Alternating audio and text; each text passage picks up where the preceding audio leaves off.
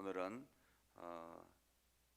이게 성읍들이 많아가지고 아마 읽기가 쉽지 않을 것 같습니다. 천천히 읽겠습니다. 여호수아 15장 20절에서 63절입니다.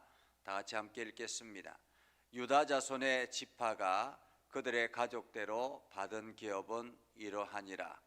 유다 자손의 지파의 남쪽 끝 에돔 경계에 접근한 성읍들은 갑스엘과 에델과 야굴과 기나와 디모나와 아다다와 게데스와 하솔과 인난과 십과 델렘과 부알롯과 하솔 하다다와 그리옷 헤스몬 곧 하솔과 아맘과 세마와 몰라다와 하살 갓나와 헤스몬과 벨렛과 하살 수알과 부엘세바와 비스요다와 바알라와 이임과 에셈과 엘돌락과 그실과 홀마와 시글락과 만나와 산산나와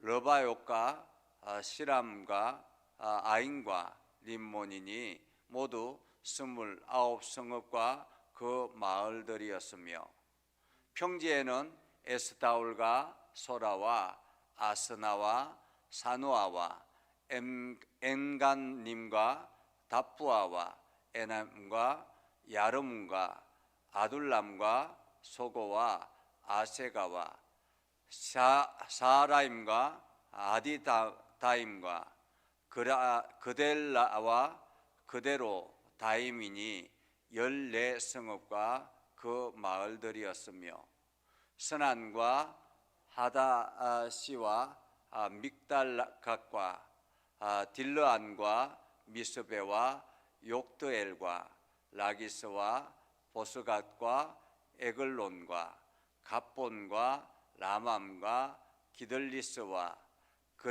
그데롯과 벳다곤과 나아마와 막게다이니 16성읍과 그 마을들이었으며 림나와 에델과 아산과 입다와 아스나와 너십과 그일라와 아십과 마레산이 9성읍과 그 마을들이었으며 에그론과 그 촌락들과 그 마을들과 에그론에서부터 바다까지 아스도 곁에 있는 모든 성읍과 그 마을들이었으며 아스돗과 그 촌락들과 그 마을들과 가사와 그 촌락들과 그 마을들이니 애굽 시내와 대해의 경계까지 이르렀으며 산지는 사밀과 얏딜과 소고와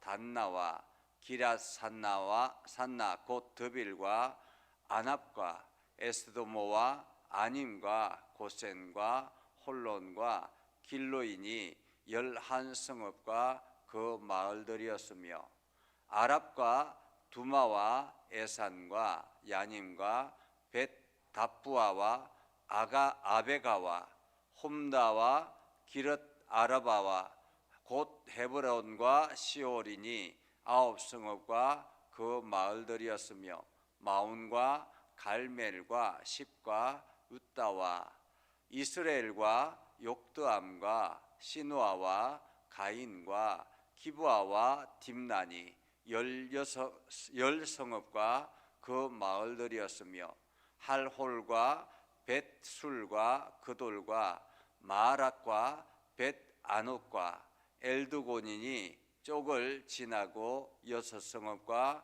그 마을들이었으며 기랏바알과 기랏여아림과 라빠인이 2성읍과 그 마을들이었으며 광야에는 벳아라바와 밑딘과 스가가와 니삼과 소금성읍과 엥게딘이 6성읍과 그 마을들이었더라. 예루살렘 주민 여부스 족속을 유다 자손이 쫓아내지 못하였으므로 여부스 족속이 오늘까지 유다 자손과 함께 예루살렘에 거주하니라. 아멘. 오늘도 하나님의 은혜가 여러분의 삶 가운데 가득하기를 바랍니다. 오늘도 하나님의 영광이 드러나기를 주님의 이름으로 축복합니다. 오늘 이 여호수아 15장 20절에서 63절까지는 유다 지파의 기업에 대해서 기록하고 있습니다. 이 유다 지파의 성읍들은 자세하게 기록하고 있는데 사실 다른 지파들은 이렇게 자세하게 기록하지는 않습니다. 그것은 유다 지파가 이스라엘의 12지파 중에서 장자 지파로 장차 하나님께서 메시아를 보내실 그러한 장자 지파로 이미 이때부터 계속 집중하고 있다라는 것을 우리들에게 보여줍니다. 지난번에 저희 부부가 성지순례를 잠깐 다녀왔을 때 이 유다 지파가 있는 그 지역 중심으로 움직였습니다. 이게 그 북쪽 위쪽으로 다른 지파 있는 쪽을 좀 다녔으면 좋았을 텐데 마침 전쟁이 있어서 저희가 그냥 유다 지파 지역만 있을 수밖에 없는 그런 상황이 되었습니다. 이 유다 지파는 땅이 굉장히 넓습니다. 지경이 굉장히 넓고요. 이렇게 지도를 보면 저기 아래쪽, 그러니까 사해바다와 지중해에 쭉 연결되어져서 그 아래쪽은 전부 다 유다 지파의 땅이었다, 이렇게 볼 수 있습니다. 이게 유다 지파에게 할당된 땅이다라는 거죠. 이 유다 지파에 할당된 땅인데 사실 이제 남쪽을 전쟁에서 승리했지만 왕과의 전쟁에서 승리했지만은 그 지역에는 각기 마을에 사람들이 살고 있었기 때문에 계속 유다 지파는 전쟁을 해서 그 지경을 점령해야 되는 그런 상황입니다. 그러니까 저희가 지중해 그 위쪽에 있는 그 지역에서부터 쭉 해서 아래쪽으로 연결해서 지나왔는데 사실 저 성읍들은 유다 지파의 저 땅은 가장 척박한 땅이라 이렇게 볼 수 있습니다. 광야가 대부분이고요. 그러니까 더운 지역이기도 하고 광야가 대부분이어서 제대로 이렇게 농사 지을 수 있는 환경은 아닙니다. 농사를 지을 수 있는 환경은 아니고 목축하는 사람들이 그냥 이게 겨울에 잠깐 이렇게 우기철이 되면 그것에 비가 내려져서 사람들이 농사를 잠깐 짓고 많은 그러한 땅이기도 합니다. 그러니까 땅은 굉장히 넓게 주어졌지만은 실제로 위의 땅들이 훨씬 더 알차고 우리 그 농사 짓는 사람들의 입장에서는 굉장히 좋은 땅이고 아래쪽은 살기가 사실은 어려운 땅이기도 합니다.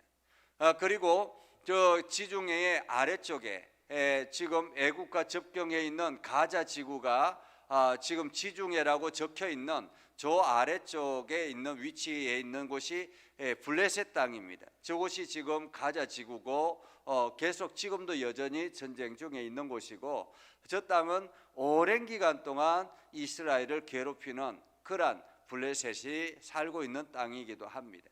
그런데 이 모든 것들을 유다 지파에게 할당했다, 이렇게 볼 수 있습니다.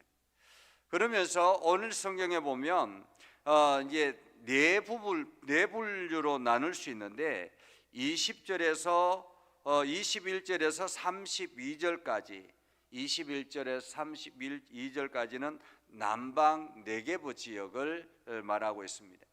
남방 네게브 지역은 아래쪽을 말하고 있다, 이렇게 말할 수 있습니다. 이 지역에 29개의 성들이 있는데 이 성들을 다 유다 지파가 점령했다라는 거죠. 그러니까 이렇게 거대한 어떤 성읍을, 엄청난 지경을 하나님께서 이 유다 지파에게 허락한 것은 유다 지파가 앞으로 장차 이스라엘을 이끌어갈 중추적인 역할을 할 그러한 지파다라는 것을 상징적으로 보여줍니다. 그리고 33절에서 47절까지는 골짜기, 평지, 이렇게 볼 수 있습니다. 골짜기 평지 이런데 평지, 골짜기 이 말은 낮은 지역이라는 말입니다. 낮은 지역. 그러니까 이스라엘의 대체적으로 산지의 위쪽에서 마을을 형성하고 있는데 지금 낮은 지역이다, 골짜기다라는 것은 어쩌면 적들로부터 방어선, 최종 방어선이라 이렇게 말할 수 있겠습니다. 그래서 이 방어선에 보면 아얄론 골짜기라든지 소렉 골짜기라든지 엘라 골짜기라든지 이러한 낮은 지역을 형성하고 있습니다. 이 지역은 적들로부터 공격당할 수 있는 위험 지역이기 때문에 항상 이 지역은 잘 관리해야 되는 그런 지역이기도 합니다. 그리고 48절에서 60절까지는 산악 지역을 말하죠. 산악 지역이다라는 말은 산 위에 있다라는 말이에요. 산 위에 있다. 이 산악 지역에는 실제 사람들이 많이 살고 있는 그러한 지역이기도 합니다.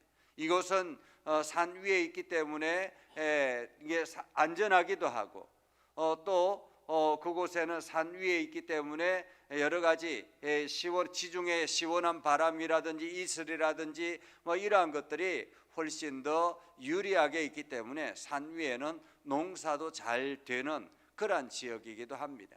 그래서 우리 같으면은 뭐 산 위에는 나무들이 엄청나게 울창하게 많이 있지만은 유다 지역은 그렇지 않죠. 오히려 그 산 위에가 농사짓기가 훨씬 더 좋은 그러한 지역이기도 합니다. 그리고 마지막으로 61절부터 63절까지는 유다 광야 이렇게 말할 수 있죠. 이 유다 광야는 지금 중간에 그 사해 바다 옆에 있는 그 지역 아래쪽으로 쭉 내려오는 것이 유다 광야입니다. 이 유다 광야는 말 그대로 광야예요. 그러니까 온통 이렇게 완전히 그냥 뭐 이게 돌뿌리들이 엄청나게 많이 있고 제대로 이렇게 살아갈 수 있는 삶의 환경은 전혀 주어지지 않는, 그러니까 저 유다 광야에 나중에 다윗이 도망 다니고 하는 그러한 장소이기도 하죠. 그런데 오늘 성경에 보면 이렇게 하나님께서 이 유다 지파에게 이러한 땅들을 주셨다라고 하면서 이곳에는 그냥 불모지 같지만은 그곳에 성읍들이 있고 성읍들은 사람들이 살고 있는 곳이다라는 말이죠. 사람들이 마을을 형성하고 있고 그 성읍을 차지해서 유다 지파가 잘 정착하게 됐다. 그런데 나중에 이 유다 지파의 중간에 베냐민 지파가 들어오고 아래쪽에는 시므온 지파가 그 지경을 또 이렇게 들어와서 그냥 유다 지파가 그들을 마치 품는 것 같은 그러한 두 지파를 품는 것 같은 그러한 모습을 가지게 되죠. 그런데 안타까운 것은 63절에 보면 이렇게 말합니다. 예루살렘 주민 여부스 족속을 유다 자손이 쫓아내지 못하였으므로 라고 말합니다.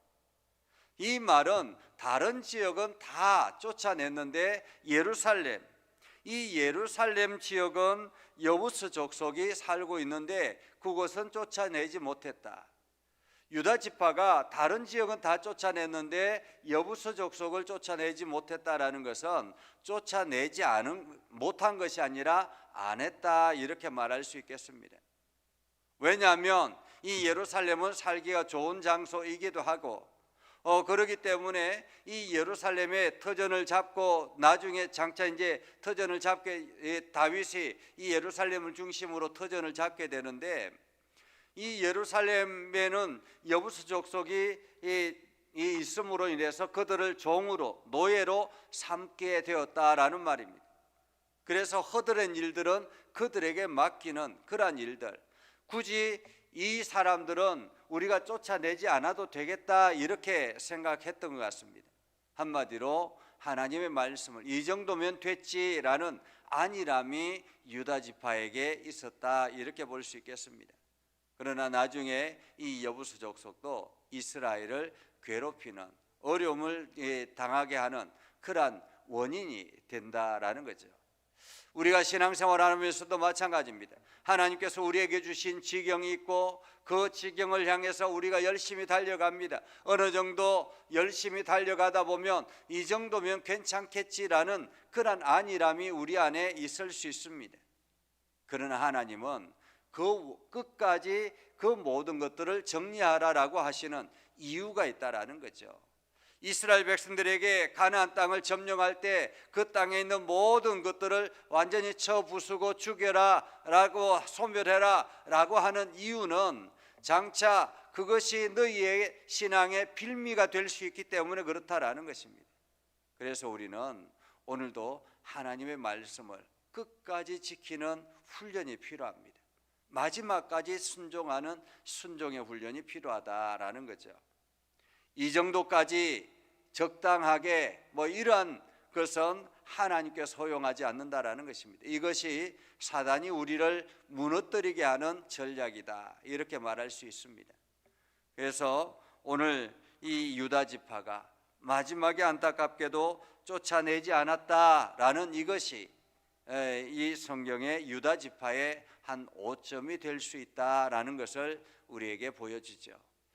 하나님께서 12지파 이스라엘의 12지파의 최장자로 이 유다 지파를 선택하셨지만은 그 유다 지파가 지금 우리가 지난주에 엊그제도 이렇게 보았던 것처럼 이게 헤브론을 달라고 했던 그러한 갈렙처럼 이러한 출중한 그 믿음의 사람이 있었음에도 불구하고 여전히 이 그 속에는 안일함이 함께 존재한다라는 것을 우리는 보게 되죠. 그래서 오늘도 우리의 신앙생활 속에서 안일함을 가지는 것이 아니라 끝까지 하나님의 말씀 앞에 순종할 수 있는 이것까지도 순종하는 그러한 우리의 신앙의 훈련이 필요해서 마지막까지 여러분들이 승리하는 복된 삶 되기를 주님의 이름으로 축복합니다. 기도하겠습니다. 거룩하신 아버지 하나님, 오늘도 우리 가운데 함께 하시고 하나님의 은혜를 저희들에게 베풀어 주셔서 하나님의 말씀을 듣게 하시고 결단하며 나아가게 해주심을 감사합니다. 하나님, 오늘도 우리가 그 말씀 앞에 순종함으로 마지막까지 충성하는 주의 일꾼 되게 해주시고 이것까지 충성하는구나 라고 칭찬 듣는 우리의 삶이 되게 하옵소서. 아브라함이 마지막에 당신의 아들을 하나밖에 없는 아들을 하나님 앞에 온전하게 드렸을 때 하나님께서는 그것까지 충성하는 것을 보고 이제 되었다라고 말씀하시는 주님의 말씀을, 하나님의 말씀을 우리가 기억하며 오늘도 우리에게 주어진 것들을 끝까지 충성할 수 있도록 하나님 저희들의 신앙을 붙잡아 주시옵소서. 그래서 착하고 충성된 종이라 칭찬 듣게 하시고 오늘도 우리를 통해서 하나님의 놀라운 역사들이 나타나게 하시고 오늘도 하나님의 공급하심을 온 땅에 증거하는 축복의 통로가 되게 하여 주시옵소서. 예수님의 이름으로 기도드리옵나이다. 아멘. 이제는 우리 구주 예수 그리스도의 은혜와 하나님 아버지 극진하신 사랑과 성령님의 감화 감동 역사 위로 교통하시며 은혜가 주님의 말씀 앞에 있는 믿음의 백성들 위해 하는 모든 일들 위해 영원토록 함께 하옵시기를 간절히 축원하옵나이다. 아멘.